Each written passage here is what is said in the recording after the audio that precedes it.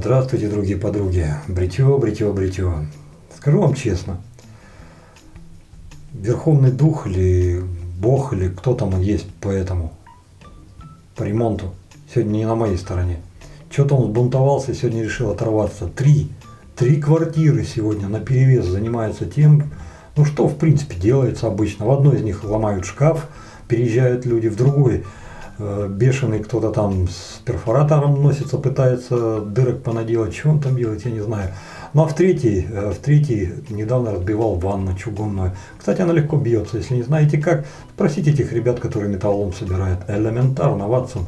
Берется по углам, тынь, потом середину один удар, она трескается пополам. Чугунная ванна. Профессионалы это делают с одного удара. Так что вот это все я сегодня пропускал через себя. Пытался выгадать окошко, когда же наконец можно будет взять и наконец-то ее по РЦТ написать нормальный обзор. Но потом понял, выдохнул, подышал, поднял руку и сказал, да ну все, и стал писать. Так что, хлопцы, если что-то жужжать будет, не обращайте внимания, это соседи у меня лютуют. Так что вы на крупный план, смотрите, что сегодня будет, а будет интересно, а я начинаю подготовку. Герой сегодняшнего обзора Разоррак Джерманслан 37, который на канале появился благодаря Александру Киркину, город Чебоксары. Саня, еще раз тебе огромное спасибо. Станок 300-станной, вот его параметры. По весу он приближается к 100, то есть 93 грамма. Чем ближе к 100, лично для меня вкуснее и интересно. Материал изготовления: ручка нержавеющая 316 сталь L. Посмотрите, в форме бульдог выполненная. Красивая. Есть какое-то подозрение, что это не полировка, а что сверху что-то нанесено. То ли хромирование, то ли еще что это может быть. Не знаю, ребят. Но мне почему-то кажется, что вот полировку так заполировать. Ну вот, смотрите, с торца, видите, да? Она уже не такая блестючая. А здесь вот она блестючая. Не, ну по идее это зеркало на нержу поставить, это как бы не вопрос. Но здесь какое-то зеркало такое, знаете, необычное. Вот поэтому такая подозра и возникла. А с другой стороны, я не слышал, чтобы нержавейку чем-то покрывали, поэтому вот сомнения и закрались. С точностью на 100%, что здесь покрытие, я утверждать не могу. Но вот подозрение такое есть. Голова. Голова у нас из сплава цинка, нижняя часть.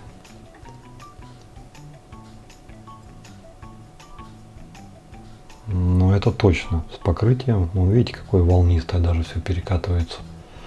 Качество вполне себе приличное. Ни сучка, ни задоринки, ни зацепки, фасочки, где надо, сняты. Ну, пока нормально. Верхняя голова. Тоже все на уровне. Лезвие. Решил я сегодня полусильвером побаловаться.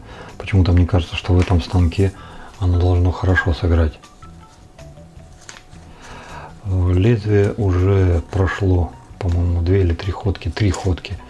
Для одного из комментариев, сейчас уже я не помню, кто это сказал, но кто-то из парней написал: Вадим, что ты это, типа жопишься, на обзор мог бы и новые ставить. Ребята, вы, видимо, не в теме. Несколько обзоров назад даже Урма ссылку приводил, и я ее показывал, которая гласит следующее. Новые лезвия с самого начала начинают классно брить из всех, пожалуй, что только физер. А все остальные первый раз, хотите вы того или нет, они бреют не на полностью свою комфортность и мощность. И должно как минимум 1-2 бритья пройти, чтобы оно начинало брить уже так, как оно может. Поэтому, ставя уже хоженое, я ничего не нарушаю. Я делаю себе, любимому, приятно. Ну, как в вашем случае, вот тот человек, который это писал, видимо, его случае это не так. Вот было бы интересно, чтобы он поделился. Вот с самого начала бреет хорошо у него все, или все-таки у него все-таки та же самая вот теория, что и Урмас приводил, да я и сам это замечал неоднократно. Ну, с вылетом, как я понял, здесь все нормально, посмотрите. Все хорошо, все зашибись. Мыло сегодня будет у нас от Инночки Лепихин Shaving Soap. Посмотрите, как эстетично все выглядит, скромно, со вкусом. Никакой помпезности, просто мужская строгость в бритье. Состав мыла. Кому интересно, почитайте.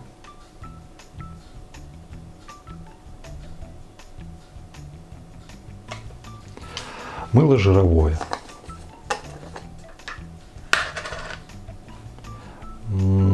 Крем мыла.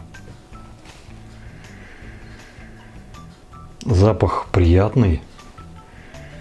Не тот, который выбивает из седла и заставляет не бриться, а банку нюхать, но очень приятный, очень приятный. По шкале, допустим, 10 я фанат этого мыла.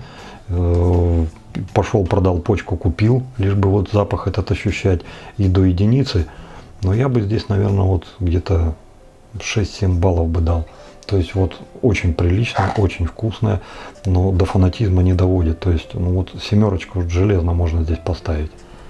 Как я уже говорил в одном из предыдущих обзоров, что все яковские образцы уже закончились, ребята. Поэтому сейчас с выбором как-то все-таки попроще, поинтересней. Вот вплоть до того, что просто говорите, что будет на следующем обзоре, и мы это сделаем. Сегодня же, выполняя просьбу одного из вас, хочу показать, что у меня сейчас в наличии, что есть. К сожалению, их не так много, как хотелось бы, зато классные. По степени классности, вот допустим, если взять Омегу, потом это у нас Симош и еще один Симош, я бы, наверное, распределил вот так. На первое место я бы поставил 2 вот этих гардемаринов, потому что они разные. Они разные, но в обоюдо... Но они такое удовольствие приносят, что я их не могу разделить.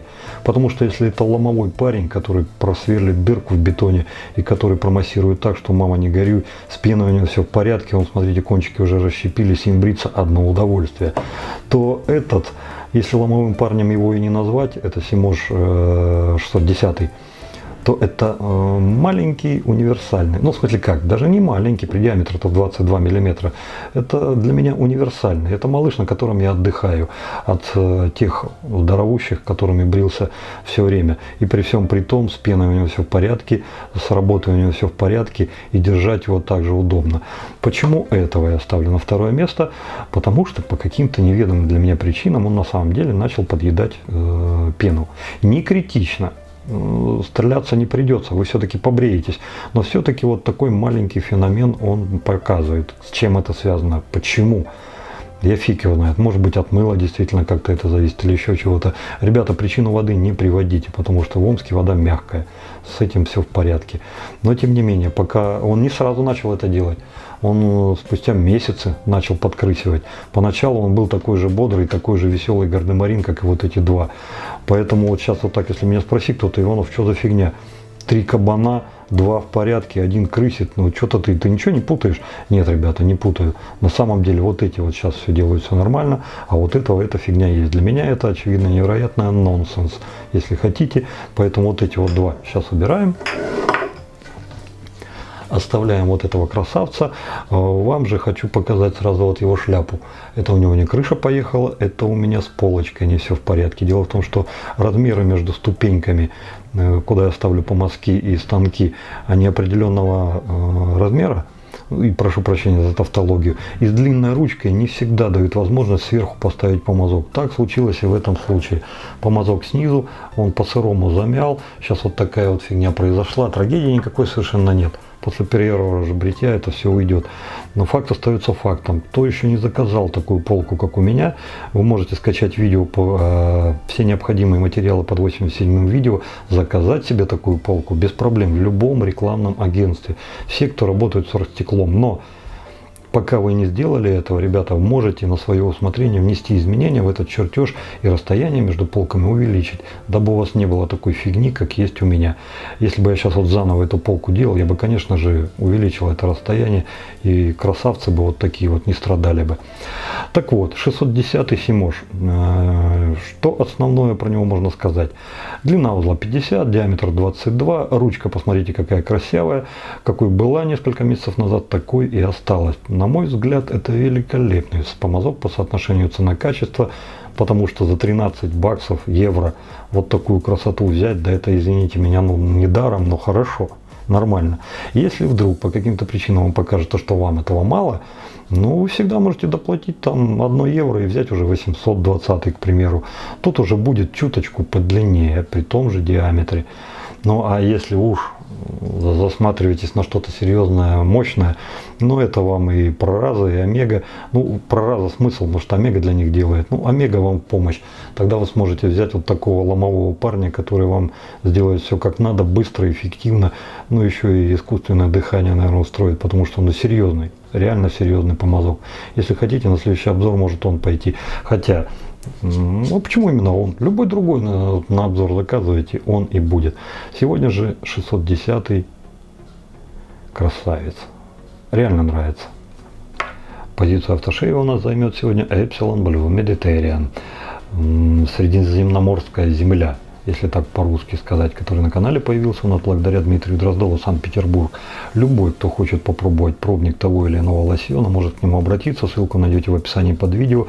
И Дмитрий чем сможет, тем поможет. Сегодня же будет этот.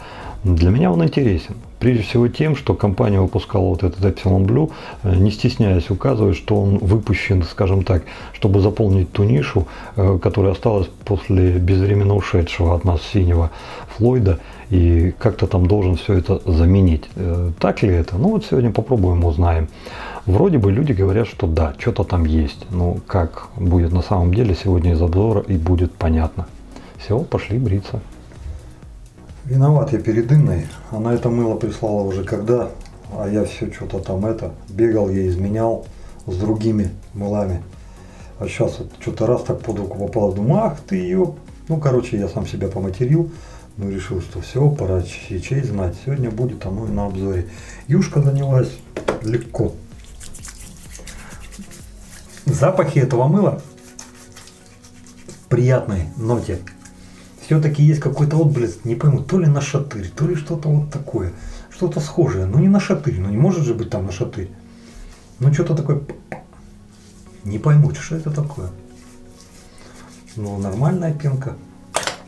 А занялось сразу. Так, пока она кушает, давайте, наверное, сделаем Эну. Помазочек у меня уже давно готовый. Чуть-чуть отожму его и загрузим. Так как мы сегодня будем работать не в чаше, просто загрузим помазок и уже тем, что было, то и полюбило, и пойдем на лицо. Нормально грузится. Смотрите, бодренько. Помазком, несмотря на то, что это крем-мыло, не продавить, даже кабанчиком. Идет ровным фоном, работает по площади, дырку в середине не выколупывает. Все, ребята, я думаю, что загрузил. Что еще надо-то? Все, на лицо. Эта пятиэтажка панельная, построена, по-моему, если мне память не изменяет, в 1983-85 годах. Ну, примерно в то время, когда я служил в армии. Так что она соблюдает все традиции тех времен, что касается звукоизоляции, слышимости, звукопередачи. То тут все в порядке, все нормально. Это все к тому, что там, где ремонтники не добирают, дети компенсируют. Но ребенку-то по квартире не пробежать, ну вы че, это разве ребенок? Так что, я думаю, сегодня будет весело. Поехали. Помазочек. Вы знаете, он себя ведет действительно как лялечка. Что-то вот такое есть. Он и упругий, и мягкий одновременно. Он и маленький, и достаточно объемный, чтобы, смотрите, в себя сколько насобирать. И крепенький для того, чтобы держать узел. И стержень такой, знаете, как таковой-то он не показывает. Вот что-то действительно мягкое. Вот так, когда его на объем, если вывести, то, пожалуй, только покалывание в нем выдает кабана. А так он с таким усилием, такой, знаете, прям прям как отличник, знаете, вот этот зубрила под барсука косит. Вот так вот он прям аж мягкость свою показывает.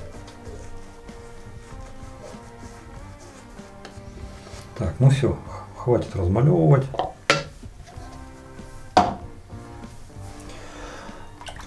Germansland. Для меня загадка, почему люди Разорак решили выпустить этот станок. Даже на своей странице они не скрывают, что это по традициям и прочим с прошлого века, с 30-х годов. То есть вот, к сожалению, не могу его сейчас сравнить с Меркуром 37-м. Но я думаю, ну он сейчас пока отсутствует временно. Хорошему человеку отправил. Так вот, когда вернется, я думаю, мы еще раз можем вернуться к этому станку. И все сланты, которые есть, мы их так выложим, посмотрим, что как отличается. Ну и вот получим эту информацию. Если вам интересно, скажите, так и сделаем, когда 37-й вернется. Ну, поехали.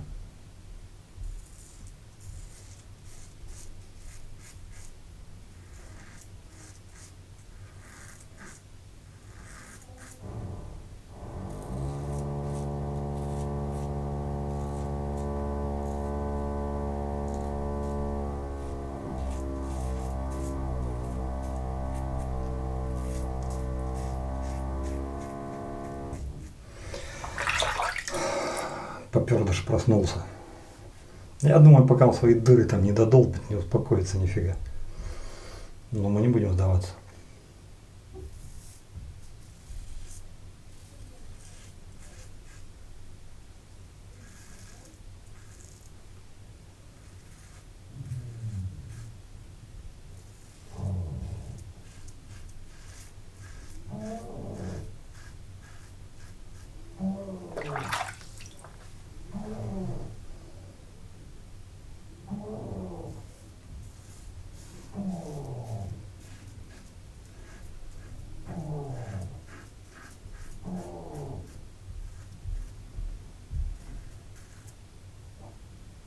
Угу.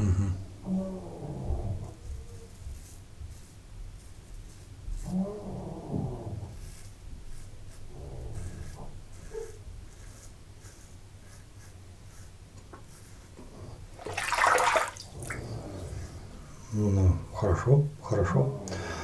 Намыло ручку, не успел попробовать, влажной рукой попробовал, цепкая, все в порядке, все нормально. Мыло добирать чаши не будем, что было нам по Москве, так сразу на лицо и пойдем. Лицо тоже мочить не стал, пока через помазок.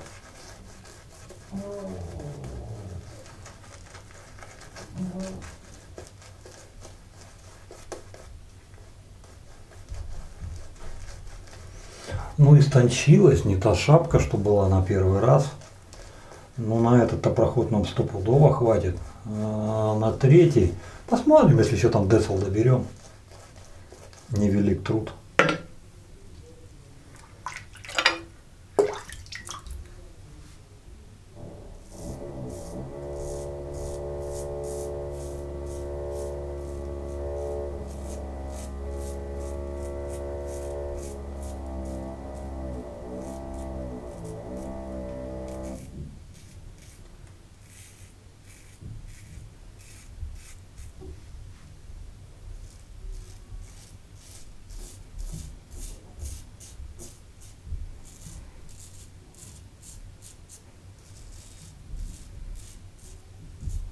Ну вот этот момент был из бритья опаской. Помните, да? То есть, если вы хотите какое-то неровное место превратить в ровное, или натягиваете вы это неровное, перетаскиваете на ровное, или индюка из себя делаете, видите, был сгиб, хлоп, так и ровненькое получается. Ну, я уже говорил об этом.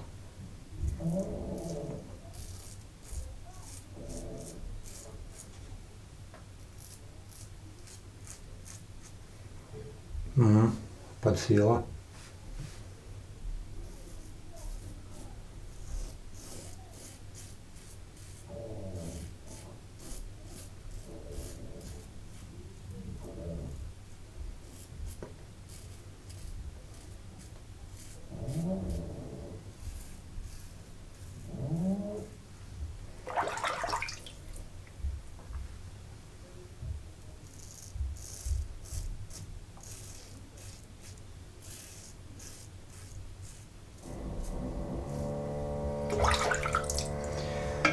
Вот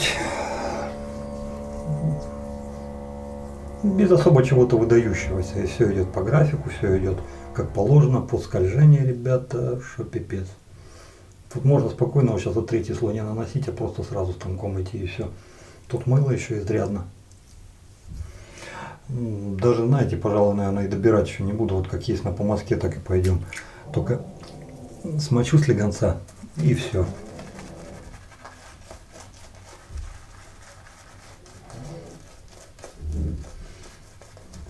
Если я правильно понял, это мыло, хотя я далек от того, чтобы утверждать, что с первого раза мыло понял. Но я просто эту особенность за ним заметил. Оно свою белоснежную безешку, пеночку держит для антуражу, а работает вот даже на таком уровне.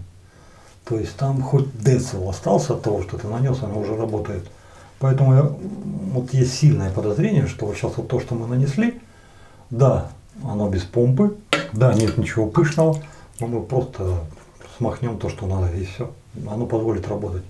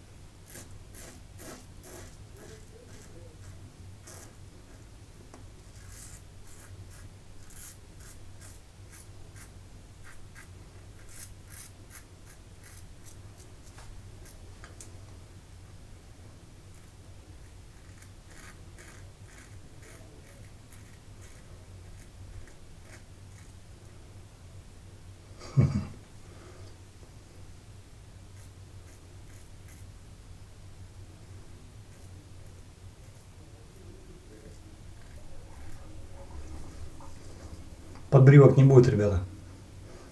Не нужно. Ну вот тут разве что, блин. Ну это мои извечные места.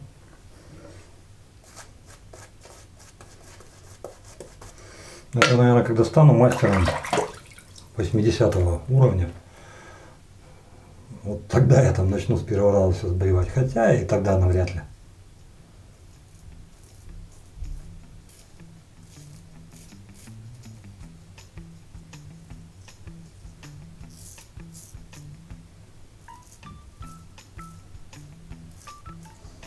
Ну, вот садила. Компресс и автошив, все.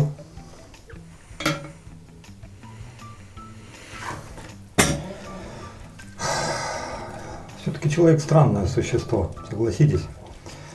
Вот умом-то понимаем, ну да, воскресенье, человек всю неделю работает, но когда ему еще ремонт делать? Ну, конечно, в воскресенье нормально, хорошо. Вот он там жужжит потихоньку. Но это человек во мне говорит. А тот второй, который, я не знаю, кто он, человек или не человек, мысль такая пробежала, что, сука, у тебя перфоратор на лбу вырос. Это плохо, это нехорошо. Но мысль-то такая была. Вот это кто такой сказал? Ну я гоню от себя, я гоню. Сейчас вот на компрессе тем более, думаю, хороший парень, давай, выходные, только не позже 10, пожалуйста. Ну так. Слышал меня, соловьем залился. Попробуем Epsilon Blue.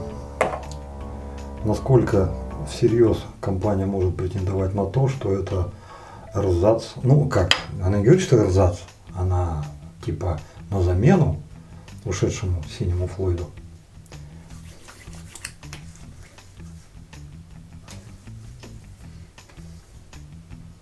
Ну так и да.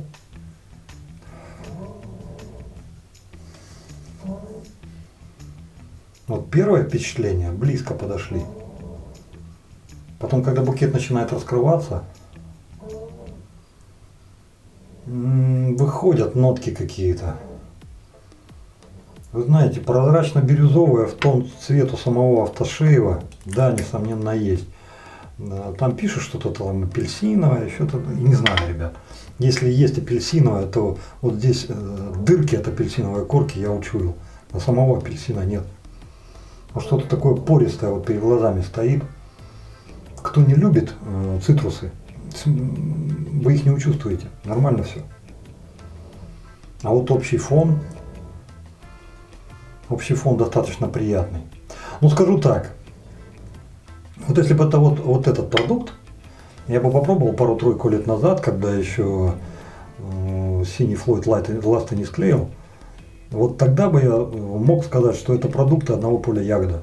То есть они достаточно похожи. Не один и тот же, вовсе нет. Этот отличается. Но они все-таки одного поля ягоды, и вполне себе один мог бы заменять другой. Я не в том смысле, что вот этот Эпсилон синий может заменить синий Floyd. Нет, он его не заменит. Там запах другой был совсем. Но все-таки тема, направленность, окрас, вот примерно где-то оттуда. Это вполне себе как один из вариантов. Тем более, что и цена сегодня на него, ну скажем так, нормальная. Сколько там, 18 евро за 400 миллилитров, да? Да ни о чем, совсем. Его точно так же можно пол-литровую бутылку залить, так, и все, и нормально, и хорошо. Ну, то есть, ну, молодцы. Не ожидал. Ждал какого-то слепого подражания и эрзаца? Нет. Это самостийный продукт, он сам себе на уме. Да, возможно, какие-то, знаете, такие ноточки сопряжения есть. И, ну, не буду скрывать, дежавю какое-то возникло. Не в смысле мой лосьон, а в смысле, что я когда-то где-то что-то пробовал. Но, тем не менее, это сам по себе хорош. Если бы он вышел первый, нежели синий Floyd, еще не факт, кому бы лавры это достались. Поэтому он хорош, реально хорош. Тот букет, который составлен, он призван освежать, очаровывать, дарить свежесть. Тут это мир без пыли. Это влажный, насыщенный красками мир без переувлажнения. То есть, вот понимаете, вот тут полной грудью хочется дышать, супер. Да, он, конечно же, этот, спиртовый, дрочевости никакой. Ну, знаете, я тут не почувствовал.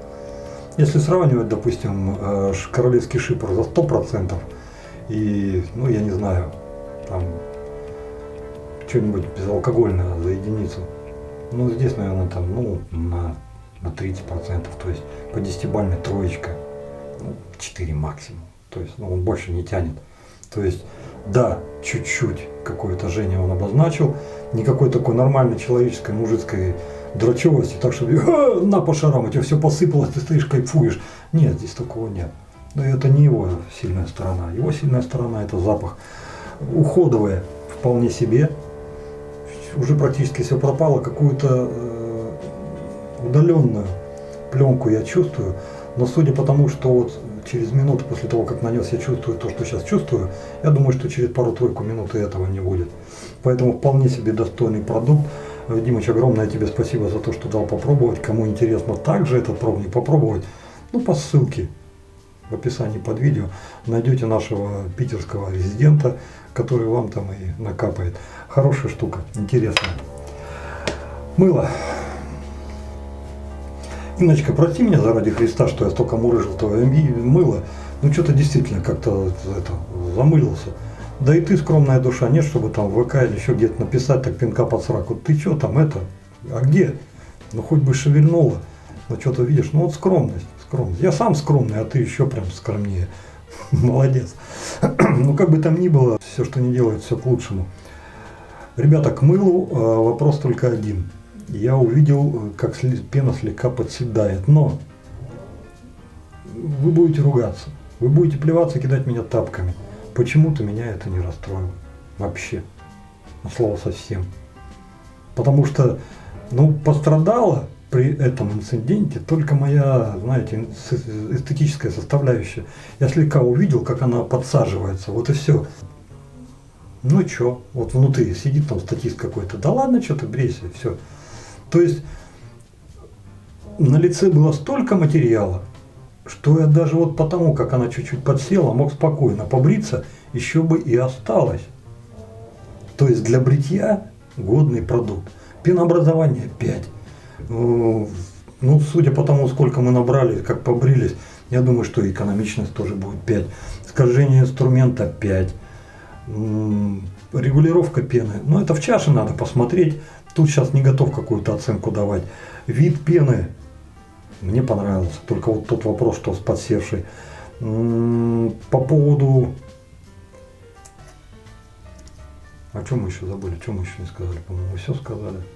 Ну, крем мыла. Вот запах. Запах не из моих любимых, это я уже сказал. Все-таки какой-то отголосок нашатыря. Вот знаете, если вот в стакан воды капнуть каплю нашатыря, вот можно спокойно язык отрубить тому, кто скажет, да, это вода с нашатырем, потому что ее там нет практически. А вот запах-то есть, вода как вода, а вот чуть-чуть запах, вот как будто здесь, знаете, вот даже не миллилитр, а там 0,1 миллилитра каким-то боком, так раз вот весна, тут почки, поры, все, пыльца летает, и сюда капля залетела, и как-то там осталось. Я не пойму, Инна, рассуди, пожалуйста, почему так? Что за запах? Он не доминирует, он отголоском, он где-то там далеко-далеко. Где-то там далеко, песня такая есть, да? Ну что-то вот прям вообще, ну я его учу, может мне кажется, может мерещится. Не то, чтобы он мне мешает, раздражает, как-то нет. Просто я объяснить не могу, как он туда попал, что он там вообще забыл. Вот так его нет, он уже проветрился. А как только крышку тырц, вот можно уловить. Когда пену забираешь, тоже можно уловить. На лице, когда работаешь, запах есть самого мыла, а вот это вот а-ля нашатырный нету нифига. В любом случае, по 5-бальной шкале я бы этому мылу поставил просто 5. За то, что пена подсела, сам для себя, вот если бы оценку давал, я бы ничего не снижал. Вообще. Ну а те, кто все-таки считает это недостатком, хотя, если мыло сохнет, и садится и при этом сохнет, вот это недостаток. А если оно при этом точно такое же влажное остается и позволяет вам бриться, ну, вот что с этим делать, мужики, объясните. В недостатки это записывать или просто это свойство этого продукта? Короче, я записывать не буду, если хотите, там полбалла или там четверть балла, кто сколько хочет, отнимите. Но продукт для бритья годный и интересный. Запах на любителя, за запах я бы дополнительных баллов не давал, но и отнимать бы не стал. Вся беда этого запаха только в том, что он не мой. Вот и все. А так-то очень даже, очень, ого. Инночке, спасибо. Помазок. Симош 610. Другая его инкарнация, чуть-чуть подлиннее, ну там сколько, на 5 миллиметров. Это Симош 820. Вся прелесть этого помазка в том, что при всех своих внешних данных, физических данных, работоспособных качествах, он стоит до смешного недорого. То есть, 13 евро, ну что, это небольшие деньги за хороший помазок, а это хороший помазок. Любой, кто возьмет этот помазок себе на постоянку, в качестве единственного помазка, в качестве расхожего помазка, ребята, вы жалеть не будете. Это не тот предмет, который просто не обязателен к приобретению. Это тот предмет, который, если вы вдруг ищете себе хорошего кабана, и вы возьмете, я не думаю, что вы будете жалеть. Массирует великолепно, стержень не выпячивает, пену держит замурчательно, крысит, не крысит, съедать не подъедает, в объеме работает тоже хорошо, на раскоряку идет охотно, как и охотно возвращается, впрочем. Только чуть-чуть руку отнимете, он пумп, снова в гуску сжал такую щелочку, и все, тебе опять все делает. То есть, оформление. Посмотрите, как его можно назвать некрасивым, или хотя бы средним, или как, это. Даже если мховость сейчас сюда пристегивает, ребята, посмотрите какой, на общем-то фоне всех остальных помазков. Это не тот его собрат, который с крашеной ручкой 13.05, и который там месяц, полтора-два пройдет. Мне пофигу, но люди все-таки это замечают. Да и у меня то же самое. Краска облезла, здесь вы так не скажете. А тут облазить нечего. Он такой есть весь. Он, знаете, как первоклассник 1 сентября пришел в школу, вот такой восторженный, с букетом, вот такими бантами, если девочка там с рюкзаком в 300-100-500 раз больше, чем он сам. И вот стоит, все, вот он готов, сейчас, школа, учительница, вот так вот он мне кажется. Прям обалденный помазок. Мне лично прям по кайфу. Обалденная хорошая штука. Кто хочет чуть подлиннее, берите 820, только смысла особого в этом не вижу. Что вам дадут те 5 миллиметров? Где вы их вообще найдете? Кто их там мерить будет с этой линейкой? Зачем его вообще сделали, не пойму. Все размеры совпадают полностью, только длина на 5 миллиметров больше. Ну и что? Если уж брать побольше, то там на Мегу. А что, там взял, все воробьи нафиг улетели. Так, ладно, с помазком закончили. Годная штука. станок. Честно сказать, ребята, я вот сам себе пытаюсь объяснить, сам себе вот так вот по полочкам разложить, а что в этом станке такого, что нет в 37-м сланте от немцев. Меркур 37, Розарак, Джерман 37. Ну ладно, ручка другая.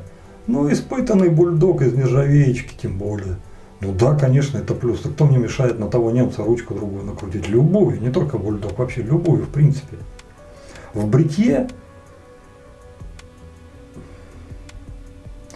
Ну вот так вот с первого раза, как вот я вот раз им побрился, да я вообще разницы не увидел.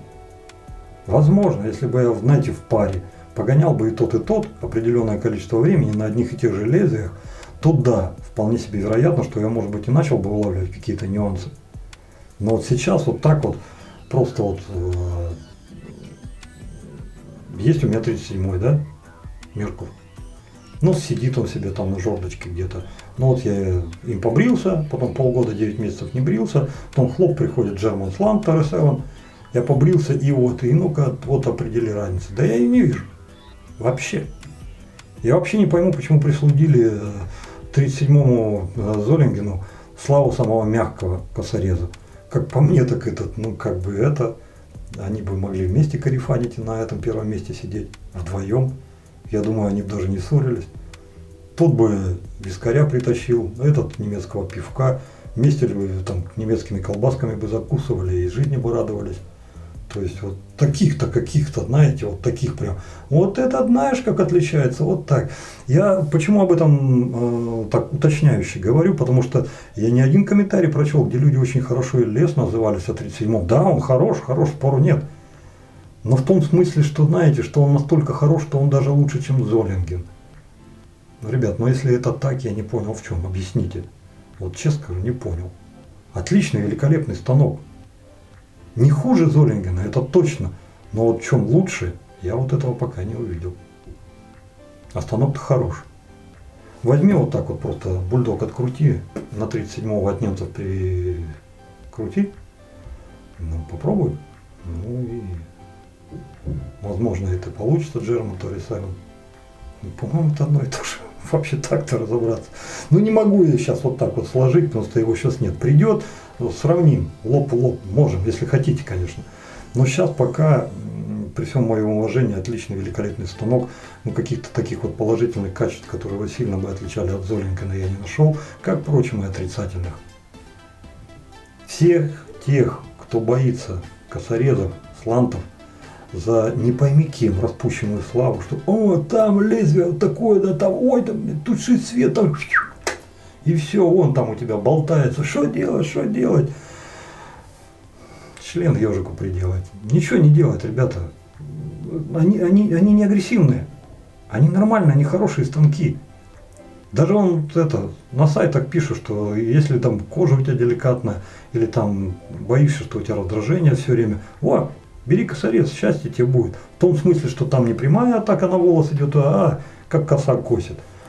Ну, вот вам подтверждение.